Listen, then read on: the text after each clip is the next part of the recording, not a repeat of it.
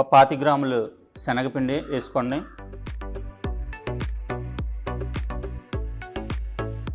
ఇలా మిక్సింగ్ చేసిన వెంటనే నెయ్యి ఒక 50 గ్రాములు, అంటే కేజీ మైదాకి 50 గ్రాములు, అంతకు మించి వేసినా ఇది అంత ఇదిగా క్వాలిటీగా ఉండదు.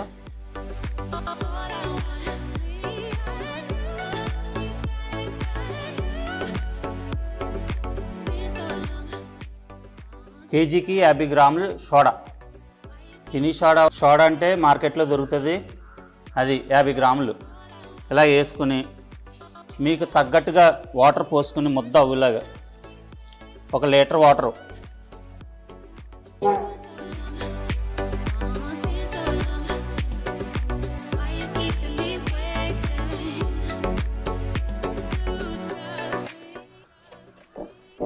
ఇలా ముద్ద కింద చేసుకుని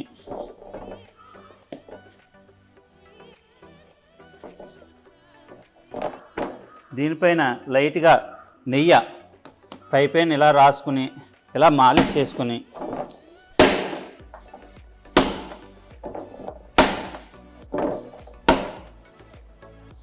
ఇలా మాలిష్ చేసి చిన్న క్లాత్ ఒకటి తీసుకుని దాని మీద ఇలా ఒక అరగంట వరకు ఇలా ఉంచి ఇది బాగా పిండి తయారవుతుంది. తయారైన తర్వాత చిన్న చిన్న ముక్కలుగా కట్ చేసుకుందాం. కలిపిన ముద్ద ఇవి తయారైంది పిండి. ఇది మీకు చిన్న చిన్న ముక్కల కింద కోసి చూపిస్తాను. చాకుతోటైనా మీరు ఎలాగైనా కోసుకోవచ్చు, బల్ల మీద కోసుకోవచ్చు, చెక్కల మీద కొయ్యాలని ఏం లేదు. ఇలా పొడవుగా పాము కింద చేసుకుని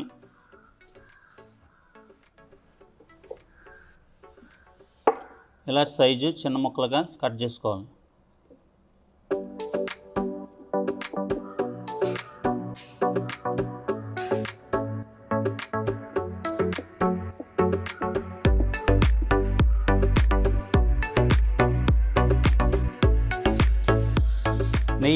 నెయ్యి కావాలంటే నెయ్యి లేపు వేసి చేసుకోవచ్చు, లేదా ఆయిల్లో కూడా ఆటోమేటిక్గా కాజా తయారు చేసుకోవచ్చు. ఇది నెయ్యి ఒత్తే విధానం. పూరీకర తీసుకుని ఇలాగా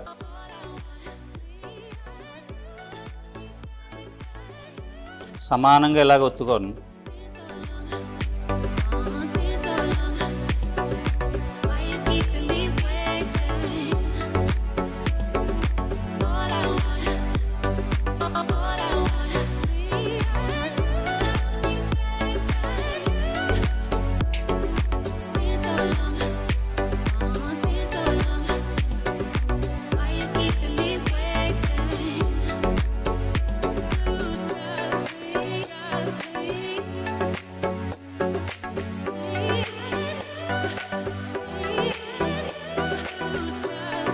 ఈ విధంగా ఒత్తడం జరుగుతుంది.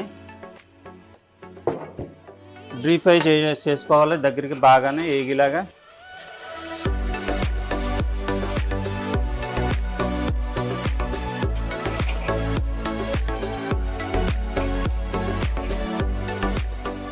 పచ్చి లేకుండా వేపుకోవాలి ఇలాగా. ఈ కేజీ పిండికి ఈ 30 పీసుల దాకా అవుతాయి మీకు. ఇందులో చిన్నవి కట్ చేసుకుంటే 50 పీసులతో కూడా వస్తాయి.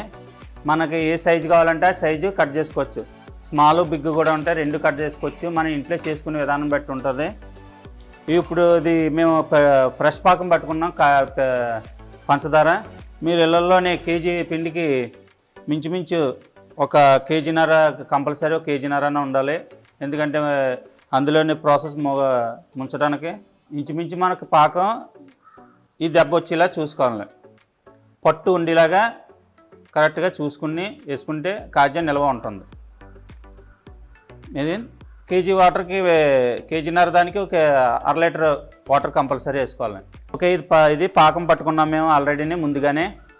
ఈ పాకం ఇది మా ప్రాసెస్ కాబట్టి ఇది మామూలుగా మాకు ఎక్కువ చేస్తాం కాబట్టి ఇది పట్టుకున్నాం. పిల్లల ఇంటి దగ్గర ఇటువంటి ఇలాంటి పాకం అవసరం లేదు మీకు. కేజీ పిండికి 1 కేజీన్నర పాకం, 1/2 లీటర్ నీళ్ళు పోస్తే చాలు. అది టైట్ పాకం కరెక్ట్గా దెబ్బ వస్తుంది. ఆ దెబ్బలో మీరు ఇలా ముంచుకోవటం. ఈ టైప్లోని వేపుకున్న తర్వాత ఇలా ముంచుకోవాలి.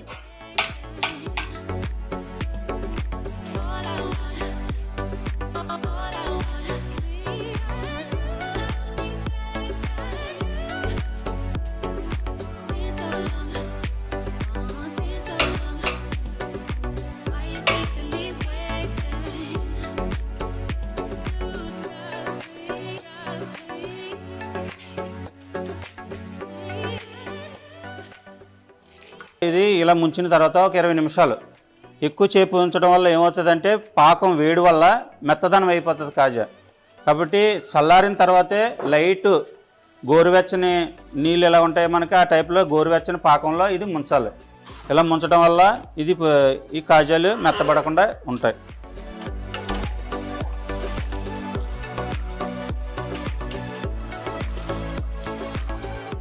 కాకినాడ కాజా, గొట్టం కాజా, ఇది ఎప్పటి నుంచో తరతరాల నుంచి, ఎప్పుడు పూర్వం నుంచి, నేను పుట్టక ముందు నుంచి కూడా ఇది రన్నింగ్లో ఉంది. అలా కాకినాడలో కోటయ్య ఫుడ్ ప్రొడక్షన్ డెవలప్మెంట్ చేశారు.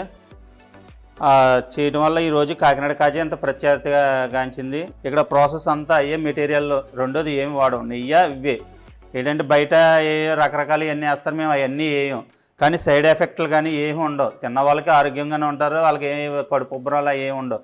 అదే బయట బేకింగ్ అవి వేసి అయితే మీకు అవి ఆటోమేటిక్గా తిన్న 2 కాజాలు తినేదానికి కడుపు ఉబ్బరం కానీ ఇలాంటివి ఉంటాయి. కానీ ఇది ఆ ఎఫెక్ట్ ఏమి ఉండదు. ఈ ఎన్నైనా తినేయాలనిపించినా హ్యాపీగా ఫ్రీగా అరిగిపోతుంది ఈ కాజా. అందుకనే ఎంత పేరు కాంచింది. ఇది చూడండి, రసం ఎంత ఇలా ఉంటుందన్నారు. ఇది మేకింగ్ కాజా. ఇది మీకు 4 days గ్యారంటీగా ఉంటుంది. 4 రోజులు మీకు ఇలా పాకం ఉంటుంది. ఇది మీకు తినడానికి కూడా మంచి టేస్టీగా ఉంటుంది. అలాగే నోట్లో కరిగిపోయినట్టు కూడా ఉంటుంది. కోటయ్య కాజా మీకు 2 రోజులు ఉన్నా ఇలాగ ఇదే థిక్నెస్ ఉంటుంది. మీకు శాంపుల్ నిన్న చేసిన కాజా చూపిస్తాను.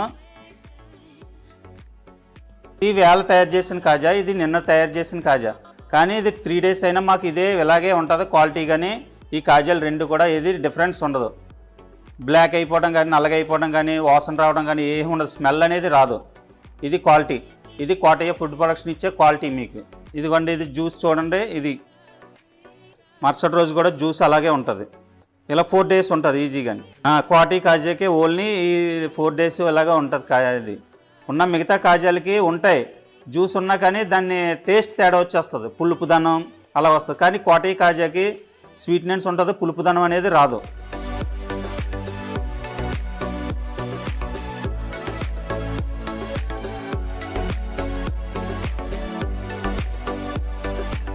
చూడండి, వేడి వేడిగా కోటయ్య కాజా ఇక్కడ తయారైపోయింది.